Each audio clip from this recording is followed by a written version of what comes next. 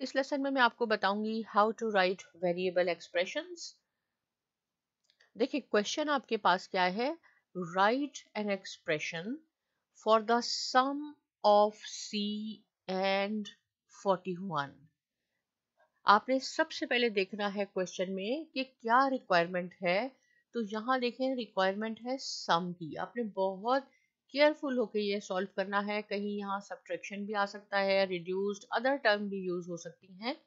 Right an expression, आपने एक ऐसा एक्सप्रेशन लिखना है फॉर द सम कि वो ऐड हो, यानी जमा करना है आपने सी एंड 41। इसमें बिल्कुल हम अगेन इस चैप्टर को हम बहुत शुरू से स्क्रैच से स्टार्ट कर रहे हैं। सी एंड 41, तो देखिए सी जो है आपके पास ये वेरिएबल है, ये कुछ भी हो सकता है, ए बी सी डी। तो आपने बहुत इजी है, क्या करना है, सम लिखना है C and 41, C plus 41। The sum of C and 41 means, इसका क्या मीनिंग है, you have to add, means आपने एडिशन करनी है सी और 41 की, और सी कुछ भी हो सकता है। नेक्स्ट लेसन में मैं इसकी जगह वैल्यू दूंगी, वो आपने वैल्यू ऐड करनी है और फिर आपने टोटल बताना है। इसलिए ये फर्स्ट लेसन है, आपने सिर्फ वेरिएबल का सीखना है कि ये वेरिएबल है, इसमें आपने सी प्लस 41 करना है।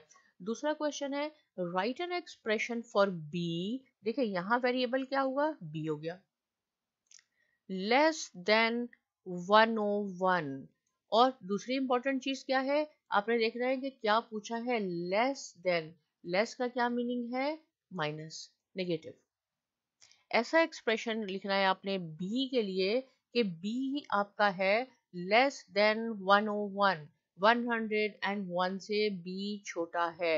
Be less than 101 means you have to subtract b from 101, so 101 minus b। ये सिंपल आपने एक्सप्रेशन लिखना है, 101 माइनस b।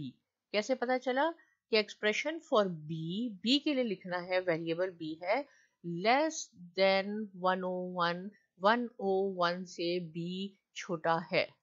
अब कितना छोटा है ये नेक्स्ट लेसन में आएगा, यहाँ मैं वैल्यू दूंगी और आपने उसको प्लग इन करनी है, पुट करनी है उसकी वैल्यू और आंसर कैलकुलेट करना है।